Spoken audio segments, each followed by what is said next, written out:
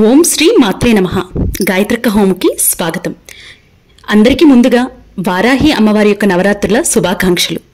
ఈరోజు వీడియోలో వారాహి అమ్మవారి యొక్క మొదటి పూజా విధానం మీతో షేర్ చేస్తున్నాను. వారాహిదేవి శ్రీ విష్ణుమూర్తి యొక్క వరాహ అవతార శక్తి స్వరూపిణి.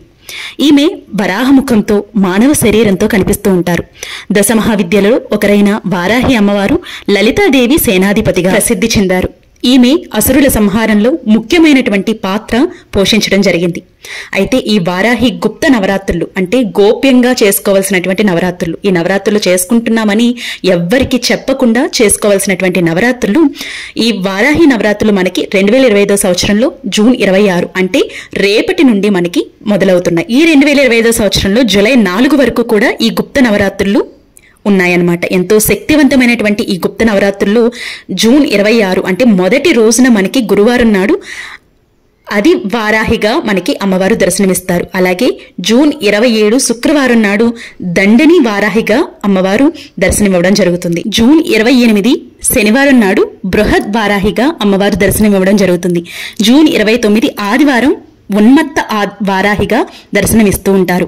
జూన్ 30 సోమవారం స్వప్న వారాహిగా, జూలై 1 మంగళవారం ధూమ్ర వారాహిగా, జూలై 2 బుధవారం వజ్ర వారాహిగా, జూలై 3 గురువారం శ్వేత వారాహిగా, జూలై 4 శుక్రవారం కిరాత వారాహిగా, జూలై 5 శనివారం మహావారాహిగా అమ్మవారు దర్శనమివ్వడం జరుగుతుంది. ఇంత పరమ పవిత్రమైనటువంటి వారాహి నవరాత్రులు జరుపుకోవటం వల్ల ప్రయోజనాలు ఏంటి అనే విషయానికి వచ్చినట్లయితే ఈ సందేహం చాలా మందికి ఉంటూ ఉంటుంది.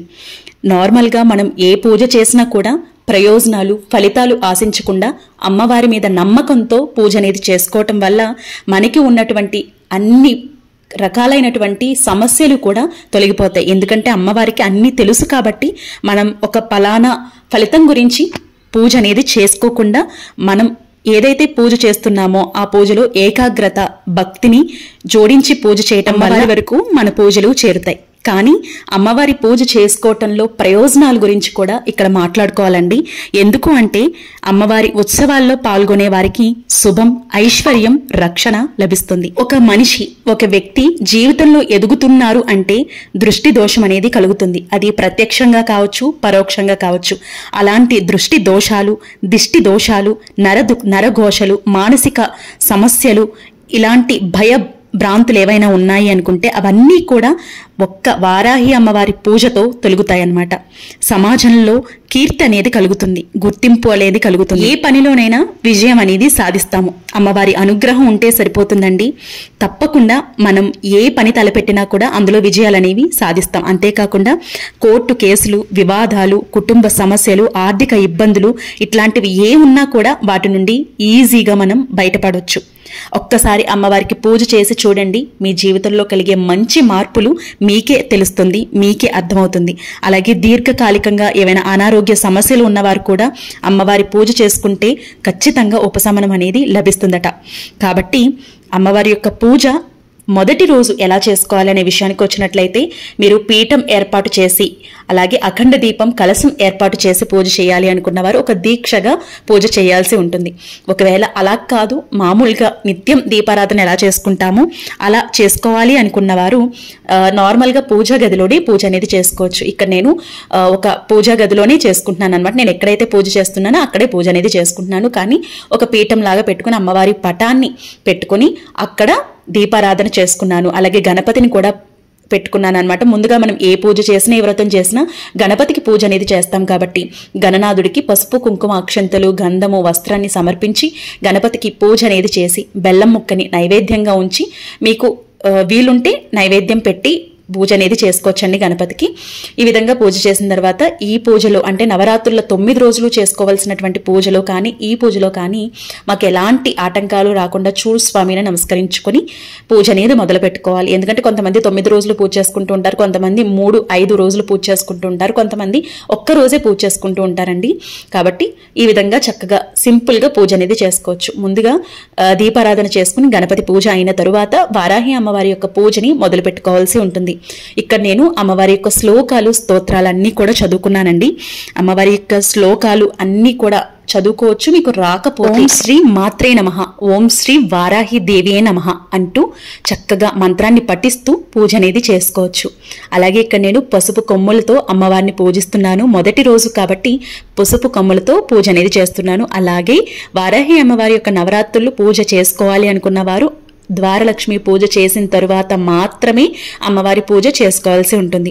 నిన్న వీడియోలో ద్వారలక్ష్మి అమ్మవారి యొక్క పూజ ఎలా చేయాలి అనేది సింపుల్గా పూజా విధానం మొత్తం అప్లోడ్ చేశాను. ఒకసారి చూడండి, మీకు అది కూడా చాలా బాగా యూజ్ అవుతుంది. అయితే ఇక్కడ అమ్మవారి యొక్క శ్లోకాలు స్తోత్రాలు అన్నీ కూడా చదువుకోవాల్సి ఉంటుంది. అయితే ఇక్కడ ఈ అంటే అష్టోత్తరాలు ఉంటాయి కదండి, నామాలు ఉంటాయి కదా, అవన్నీ కూడా నేను డిస్క్రిప్షన్లో ఇస్తాను. ఒక్కసారి చూడండి, మీకు వీలుగా ఉంటుంది. ఈ విధంగా అమ్మవారి యొక్క పాటలు కానీ నామాలు కానీ ఇవన్నీ చదువుకోవచ్చు. ఇవేమీ లేదు రావక్క అంటే కనుక లలితా సహస్రనామం పెట్టుకొని మీరు పూజ అనేది చేసుకోవచ్చు. ఎలా చేసినా కూడా అమ్మవారు వరకు పూజ అనేది చేరుతుంది.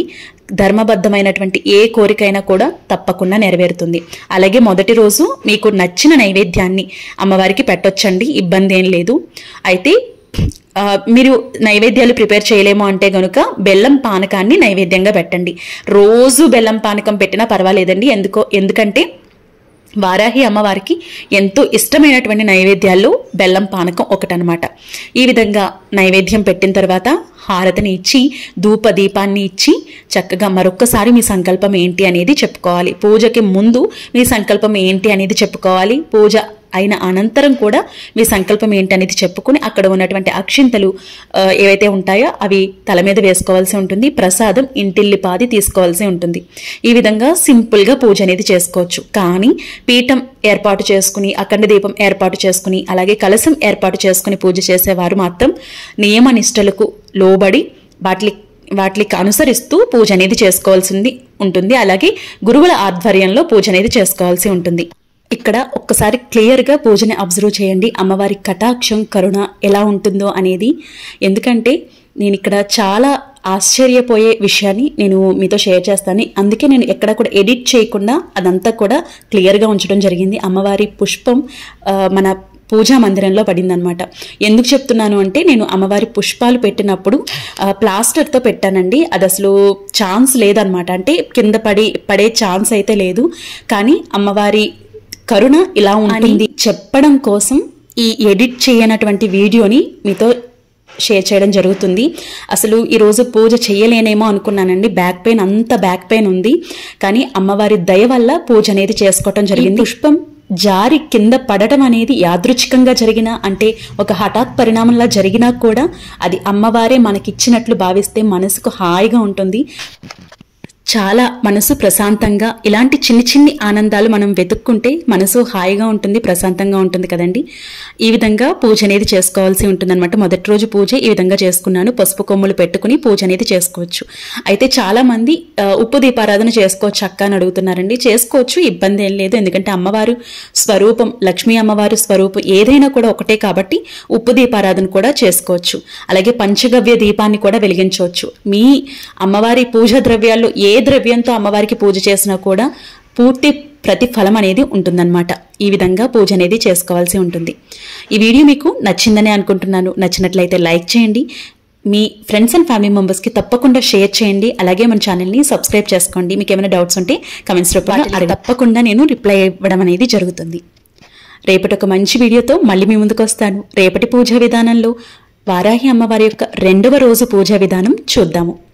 రేపటి వీడియోతో మళ్ళీ మీ ముందుకు వస్తానండి. అప్పటి వరకు నమస్తే. ఓం శ్రీ మాత్రే నమః. Thank you for watching. మీ గాయత్రక్క.